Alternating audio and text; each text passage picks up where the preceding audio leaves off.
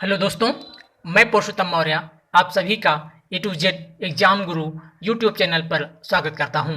यह कॉन्स्टिट्यूशन और polity lecture series का पहला लेक्चर है जो आप सभी को डिफरेंट कॉम्पिटिटिव और एंट्रेंस एग्जाम्स जैसे IAS, PCS, PCSJ, APO, higher judiciary service, LLB और LLM entrance, CLAT entrance, SSC, railway, NDA, CDS आदि परीक्षाओं एवं सभी एग्जाम्स जहां पर कॉन्स्टिट्यूशन व पॉलिटी सेक्शन से क्वेश्चन पूछे जाते हैं में हेल्प करेगा।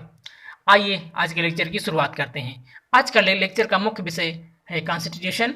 किसी भी देश की शासन व्यवस्था जैसे विधायिका, कार्यपालिका, न्यायपालिका, इनकी संरचना, कार्य व शक्तियाँ, इनके आपस के संबंध तथा इन अंगों का वहाँ की जनता से क्या संबंध है, को नियमन करने वाली जो विधि है, जो लॉ है, जो कानून है, उसे ही संविधान कहा जाता है।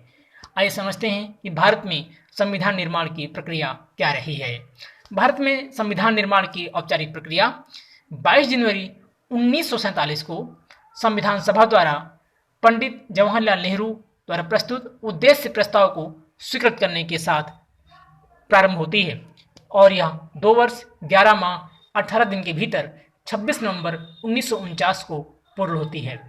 संविधान निर्माण की इस प्रक्रिया के पूर्ण होते ही इसके साथ ही कुछ प्रावधान जैसे नागरिकता, चुनाव, संसद, अस्थायी नियम तथा छोटे शीर्षकों से जुड़े कुछ प्रावधान जैसे अनुच्छेद 5, 6, 7, 8, 9, 60, 324, 366, 367, 380, 388, 391, 392, 393 हो गए। साथ ही संविधान के शेष प्रावधान 26 जनवरी लागू हुए। ऐसा इसलिए क्योंकि इसी दिन को संविधान दिवस के रूप में मनाया जाता है। इस दिन को चुनने के प्रदेश के लाहौर पूर्ण स्वराज दिवस मनाया गया था। संविधान सभा की कुछ आधारों पर आलोचनाएं भी की जाती हैं।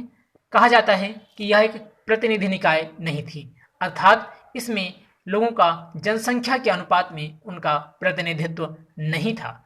ये भी कहा जाता है कि इस संविधान सभा का गठन ब्रिटिश संसद द्वारा बनाए गए कानून के आधार पर हुआ था, इसीलिए यह एक संप्रभु निकाय नहीं थी, अर्थात यहाँ जो वयस्क मताधिकार के आधार पर सदस्यों के चुनाव के द्वारा इसका निर्माण नहीं किया गया था। ये भी कहा जाता है कि संविधान सभा ने बहुत अधिक समय की बर्बादी की।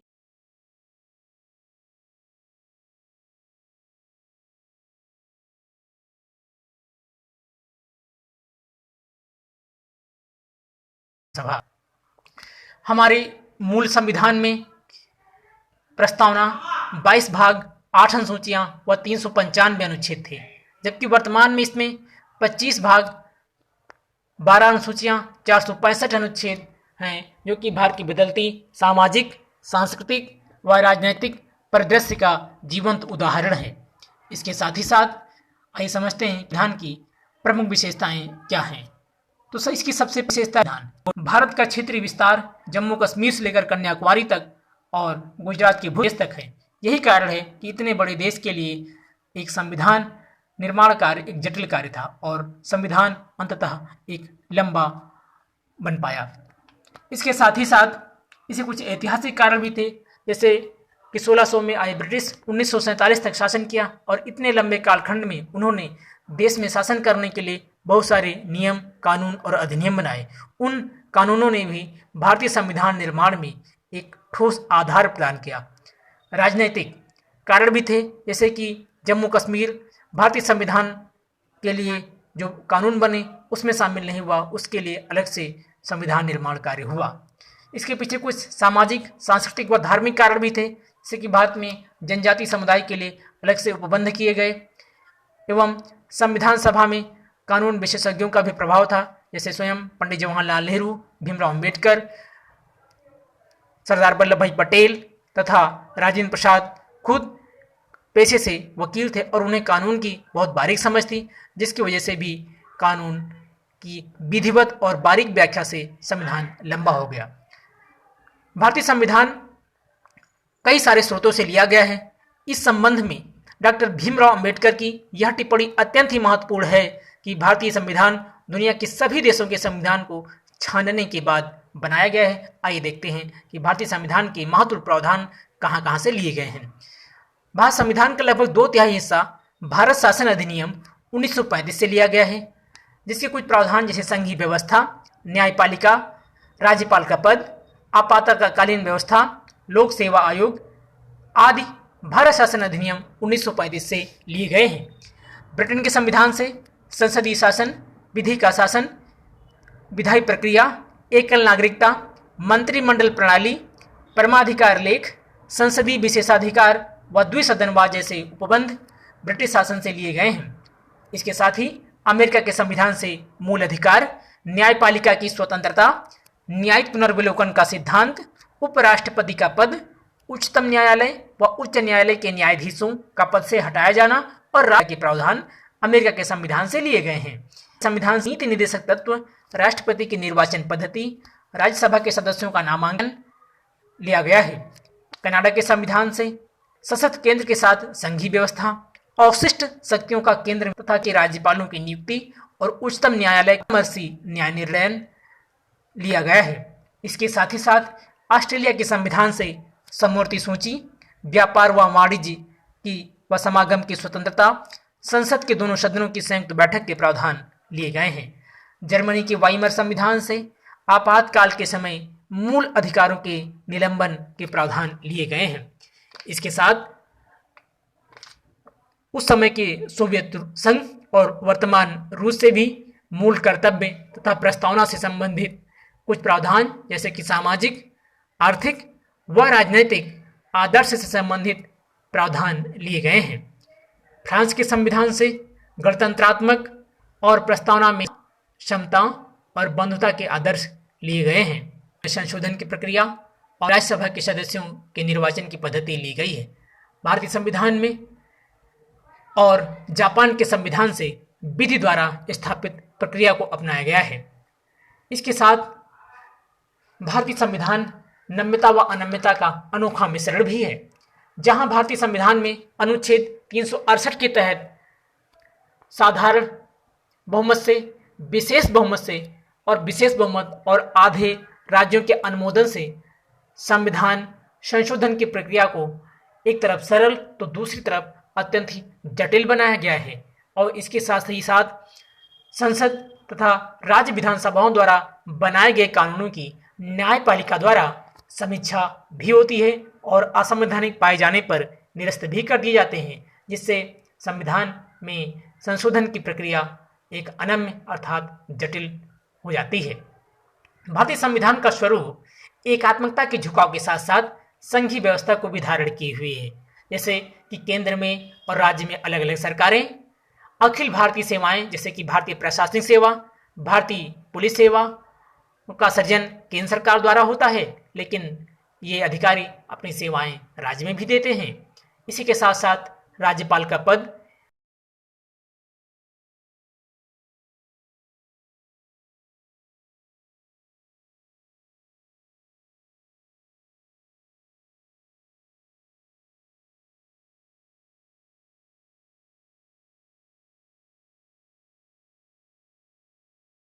तहत भारत में सरकार का स्वरूप संसदीय स्वरूप है। यहाँ पर दो सदन हैं, लोकसभा या निम्न सदन, राज्यसभा और उच्च सदन, और इन्हीं के माध्यम से भारत में संसदीय शासन प्रणाली स्थापित की गई है। भारत में संसदीय संप्रभुता व न्यायिक सर्वोच्चता है। इसका तात्पर्य है कि भारतीय संसद किसी भी अन्य संस्था के अधीन नहीं है तथा भारत की न्यायपालिका अपने आप में सर्वोच्च है। इसके साथ साथ भारत में एकीकृत व स्वतंत्र न्यायपालिका के गठन का भी प्रावधान किया गया है। जैसे अगर किसी व्यक्ति को किसी वाद में उसे न्याय तक अपनी पहुंच करनी है तो मौलिक अधिकारों समेत कुछ विशेष उपबंधों को छोड़ दिया जाए तो वो सबसे पहले जिला न्यायालय, फिर राज्य स्तर के अर्थात उच्च न्यायालय और फिर अंततः वह उच्चतम न्यायालय में अपील कर सकता है। इसके साथ ही साथ भारतीय संविधान में मौलिक अधिकारों का भी प्रावधान किया गया है। मौलिक अधिकार किसी भी नागरिक के लिए उसके सर्वांगीण विकास के लिए जरूरी और आवश्यक होते हैं तथा राज्य के हस्तक्षेप को किसी व्यक्ति के निजी स्वतंत्रता में जाने से रोकते हैं। इसके साथ ही साथ भारतीय संविधान में राज्य की नीति निर्देशक सिद्धांतों का भी प्रावधान किया गया है, जिसका कारण भारत में सामाजिक न्याय और आर्थिक न्याय को विस्तृत करना था और इसके आदर्श को स्थापित करना था।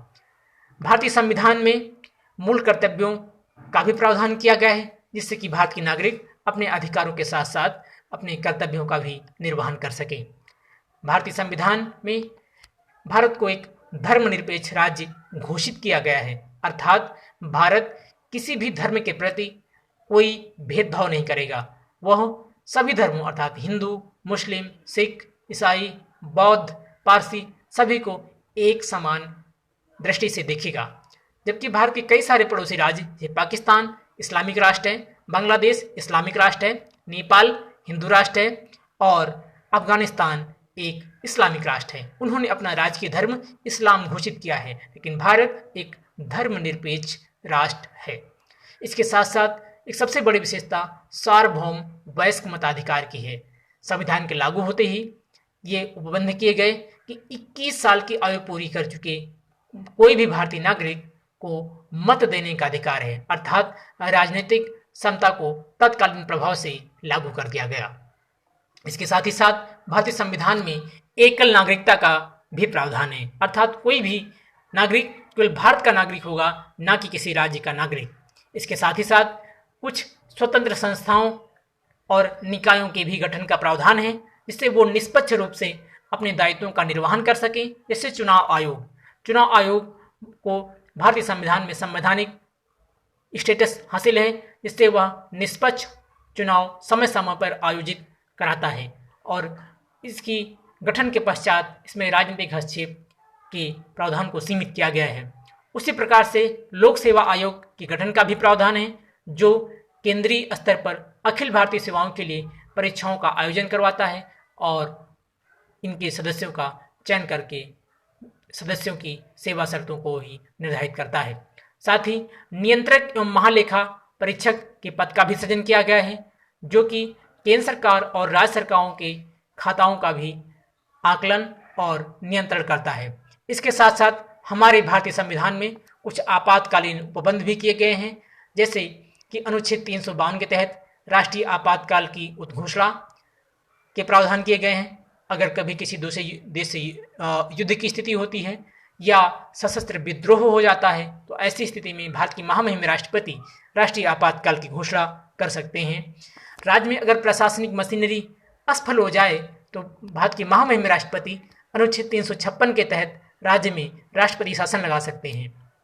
अगर देश में कोई वित्तीय संकट उत्पन्न हो जाए तो केंद्र सरकार के मंत्रिपरिषद की सलाह पर भारत के महामहिम राष्ट्रपति अनुच्छेद 360 का प्रयोग करते हुए वित्तीय आपातकाल की घोषणा कर सकते हैं। इसके साथ ही साथ भारत में त्रिस्तरीय सरकार है, अर्थात केंद्र के स्तर पर सरकार, राज्य के स्तर पर सरकार और स्थानीय स्तर पर सरकार। स्थानीय स्तर पर सरकार के प्रावधान भारतीय संविधान में 73वें संविधान संशोधन और 74वें संविधान संशोधन द्वारा स्थापित किया गया है। 73वें संविधान संशोधन द्वारा एक 11वीं अनुसूची जोड़ी गई तथा 17 के तहत ग्राम पंचायतों को संवैधानिक मान्यता दी गई तथा 74वें संविधान संशोधन द्वारा 12वीं अनुसूची जोड़ी गई तथा अनुसूची और नगर संवैधानिक मान्यता दी गई। दोस्तों, ये लेक्चर रहा और आज मैं अपनी बात यहीं पर समाप्त करता हूँ, बाकी अगले लेक्चर में। दोस्तों, अगर आपको यह वीडियो लेक्चर अच्छा लगा हो तो प्लीज़ वीडियो को लाइक करें, अपने दोस्तों में ज़्यादा से ज़्यादा शेयर करें। वीडियो के बारे में अपने सुझाव हमें कमेंट्स व ईमेल लिखकर में बताएं।